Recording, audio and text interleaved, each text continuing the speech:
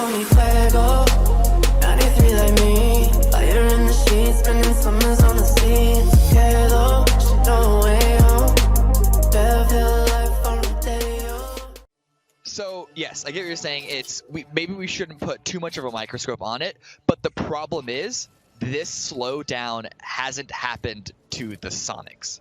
We saw the gap that we had at the beginning of today, 4 games into this event, that it was about 11-point lead that Veritas had over Sonics in second place. Sonics now have a 13-point lead over Veritas, who are now sitting in first place. And so when you're looking at either Oath or Veritas, not necessarily so far today, we're still only halfway through, so far building up the same amount of points. But then if you're also looking at the other teams that we thought would be the real contenders for first place, whether it's STK, whether you even want to give a nod towards Zenith or Dodge, when they are also having a hard time having bang out days, and the Sonics are having at minimum a B+ day every single day, I don't want to call it this early, but so far, this is looking very, very similar to how Sonics ran away with PCS2. True. But yes, Rumblers so far haven't peaked onto that position to take Hella out, and SDK pushing forward into the hardships zone of control. They're taking a hill position, a good spread, but it's not a strong position. The circle is also completely unawares. And Halo, good capitalization. Catches Logs, not paying attention. That nade doesn't go far enough. Halo gonna get another one, and Civ, meanwhile, is rocking the bolty. We've seen him he's been doing it lately. He's been playing that bolty lately into the late game. I mean, it's not too shocking to see somebody rocking a bolt early on, but we've been seeing Civ rocking it to the late game lately. So we'll see if that continues here as Hardships gets surprised. The trap gets sprung. Oh, unfortunately, Civ not going to make it to the late game as STK once again losing somebody early on here. Luke having the high ground on them as well. This hold, it looked good at the start from the Hardships, but completely just torn apart bit by STK. Halo gets another onto Jay Sank. That's it. That is all done. That is everything for STK. 4 kills. Uncivil did get taken out in the meantime, so they do trade their teammate for it.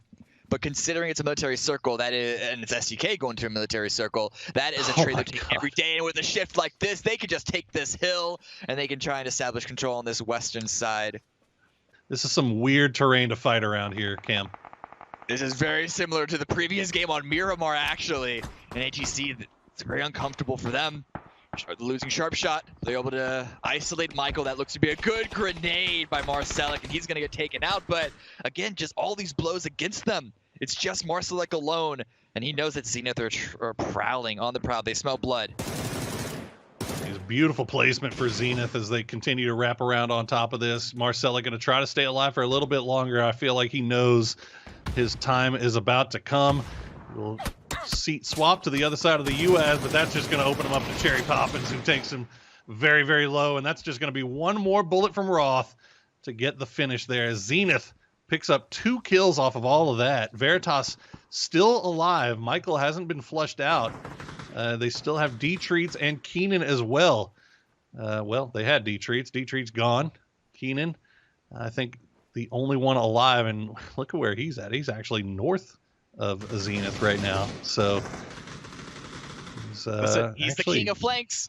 He is. A bit wide this time.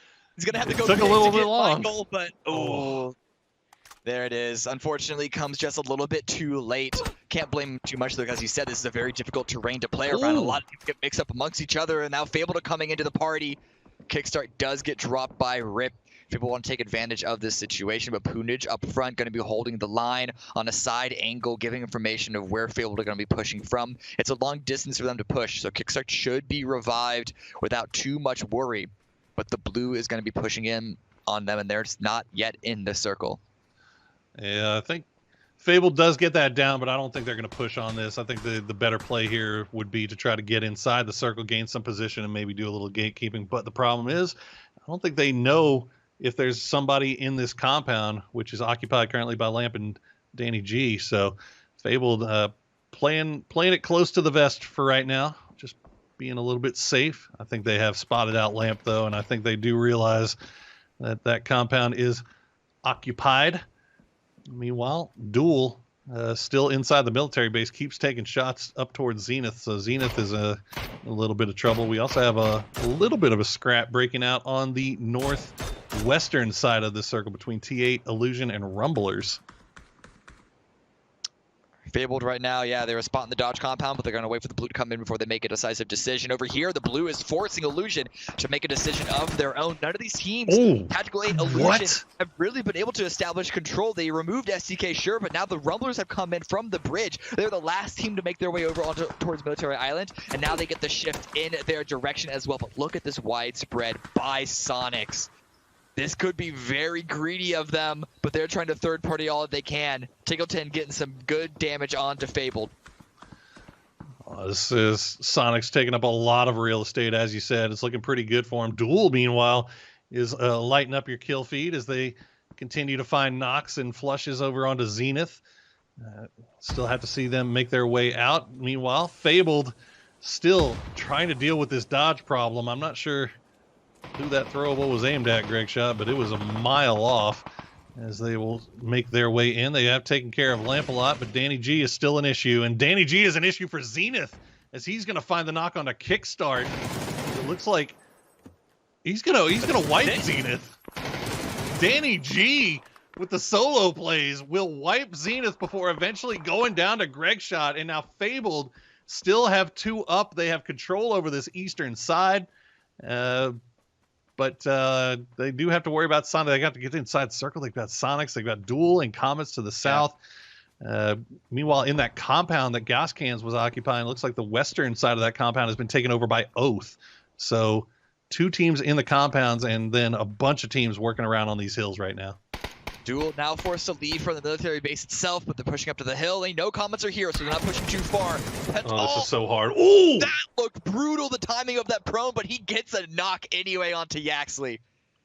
This is such a hard push here for Duel, and the fact that they're doing it with 2, they need to get Cherry and Wooly over here. Look, hey, it looks like they're going to get in the vehicle. They got the opening down, which is huge, but this is a very, very difficult uphill push from Duel.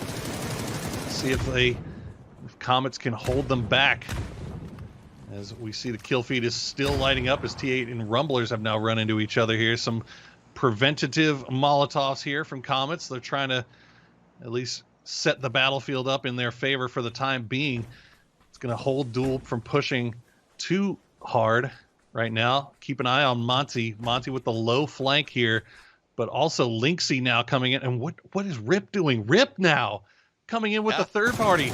Duel could get absolutely roasted here. They're going to find Monty, but Rip is going to he's going to take down Lynxy. Meanwhile, Cherry just pushing forward. He finds 2. Vegas is down. Leda is down. Rip is down, and Duel wins the fight. But what cost have they paid as they now lose Wooly? I think Wooly might be able to crawl into the blue. I don't know if he can do it. No, it looks like, he's done.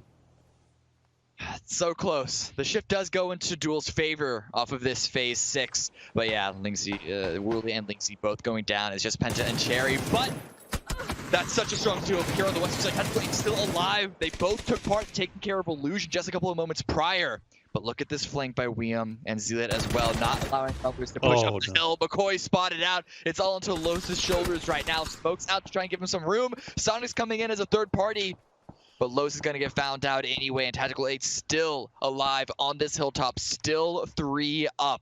It looked like a very, very difficult position for them. All these teams coming in onto their doorstep, but they have 9 kills off the back of it. I think you got to wait and maybe push it as 4 and just try to clear these 2 out. We'll see what happens here. It looks like that's what they're doing. Just kind of getting into position for the time being. Cherry trying to use those sandbags, but the problem is that's a little bit of grenade bait. And over here, there you go. need to push to Oath, and Oath gonna have to push over the road themselves. TGLTN finds Cherry, that's huge. It's all into Penta's shoulders right now, and as good of a player as he is, still a hard ass to 1v4 the Soniqs by himself. Grenades coming in, and that easy does it. Once again, the Soniqs find themselves in a top 4 position and have an even better control of the circle than they did in previous games, previous arrangements. Clinical stuff there from Soniqs, clearing out that with the minimum amount of risk being placed onto them. Duel does go down in 5th place, but not a bad game for them. Meanwhile, T8 have lost Zealot, but they still got Steezy and William. They have been causing problems all throughout this map. 9 kills already. We'll see what Oath decides to do about them. Oath not having to leave their compound just yet. Gas cans, meanwhile, also kind of in the same position. Soniqs just kind of over the top. Oh, nice grenade from Relo. It's actually surprising that Oath still has as much utility as they do. As William, well, he'll just go down to M1me. That'll do it for TAC 8. Not much they can do in that situation. It's just all this pressure coming out from Soniqs. You can see just immediately when took out Duel, they spread out. Tickleton and Hwinn going back over to the side, and they get the circle shift in their favor. Oath knew that they were going to have a difficult final few phases. Yep. A shift being close towards the edge, and at least now they take care of Tactical 8 before it's too late. They can move across that road, but the only for them to do so is either a mass amount of smokes or hope that the Soniqs deal massive damage to the gas cans. Yeah, and there's no real reason for Soniqs to push any further into gas cans right now. They've got so much circle to work with. They still got the high ground. Oath will start laying those smokes down, try to get a good wall going, and see if they can maybe take the gas cans by surprise, maybe get through the Soniqs without taking too much of a casualties here. Meanwhile, Nikos and Voxic working the side, trying to land some shots in, prevent Oath from crashing it. Balefrost is going to hop into the buggy, and well, I mean, you got to your death faster. That's about it. Pat Cap's going to use that as a distraction, though, and it's actually going to get him up there. Good position here from Pat Caps. Not sure if he's been spotted by Soniqs. He's actually kind of right out of their line of sight, and Relo actually still using the smoke here, as Oldless somehow did not have a line onto this. This could be big with both these players, Relo and Pat Caps, right on gas cans doorsteps. Oldless Nice. does have the angle, finds out Relo's out, and Pat Cap's forced to pull away because gas cans are on the push, and he gets taken out. But it doesn't matter. It's the consolation prize for gas cans, because just the spread that Soniqs have had this entire time, they know. Oh, Right on the wall. Shrimzy with 1, Hwinn with a 2nd. It's all into Voxic. 1 versus 4 against Soniqs. Penta couldn't do it. Can Voxic? Voxic's done some pretty nutty stuff in his career. We'll have to see if he can hold off from at least one side. Oh! He's absolutely insane. He just absolutely destroyed Hwinn. We tried to get the push on. He spots out Shrimzy. Shrimzy going to land some nice shots into Voxic. That's going to give a little bit of time here for Tiggleton to push up. Tig has got on the side. M1me will come around the angle, and he'll find him. He's going to get the finish. And that's going to be another 10-kill win for Soniqs. 2nd win of the day, and the points just keep on climbing. It's ridiculous right now that the Soniqs are able to get to the late game so consistently. And the thing is, when you compare them to a lot of the other top teams, they're not even in group stage. Even when they're not taking the reins of the event like they are right now, like they did in PCS2, still compared to Oath and STK, they're not the most flamboyant when they do it. But they flow like water. I want to come up with some sort of analogy, comparison of martial arts between a lot of these top teams in North America. But either way, it feels like the Soniqs just somehow, they just stroll up to the end of the game, a couple of drinks in their hands, say, hey guys, I'm here for the party, let's roll. And they just, like, it's easy. They don't have to look for it.